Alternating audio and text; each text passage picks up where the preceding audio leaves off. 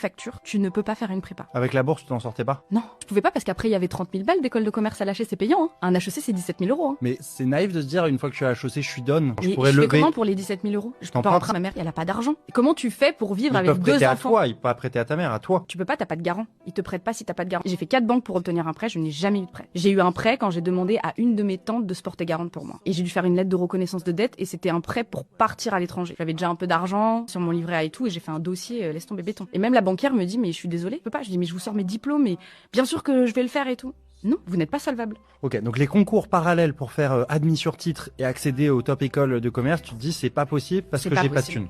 En fait, parce c'est que pas je possible peux pas parce ne que pas je- gagner de la thune. Exactement. Ok. Parce que je ne peux pas ne pas travailler. Parce que je ne peux pas me mettre à fond là-dedans. Je ne peux pas. J'ai pas le choix. Parce que sinon, après la top école, je pourrais pas la payer.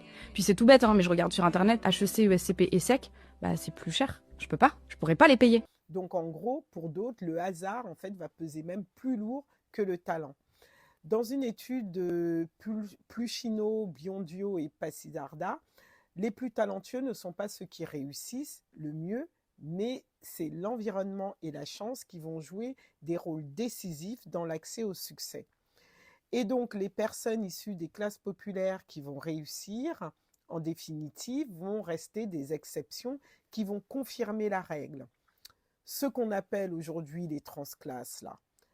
Ces personnes qui parviennent à changer de classe sociale au prix d'efforts considérables et invisibles sont souvent brandies comme des preuves que le système fonctionne, mais en réalité, leur rareté, leur solitude également et les blessures de leur parcours prouvent que la méritocratie, c'est l'exception, pas la norme.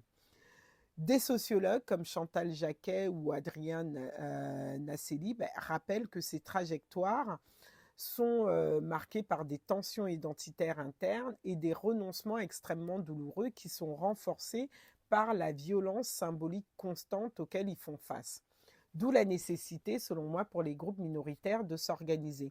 Et historiquement, on l'a vu, notamment aux États-Unis, au début du XXe siècle, avec les Juifs issus de l'immigration de l'Europe de l'Est, qui vont se heurter à un antisémitisme structurel dans l'accès aux grandes universités que sont Princeton, Yale, Harvard et autres, notamment avec des quotas juifs qui sont instaurés, comme à Harvard par exemple, qui vont limiter leur présence alors même que leurs résultats académiques sont excellents.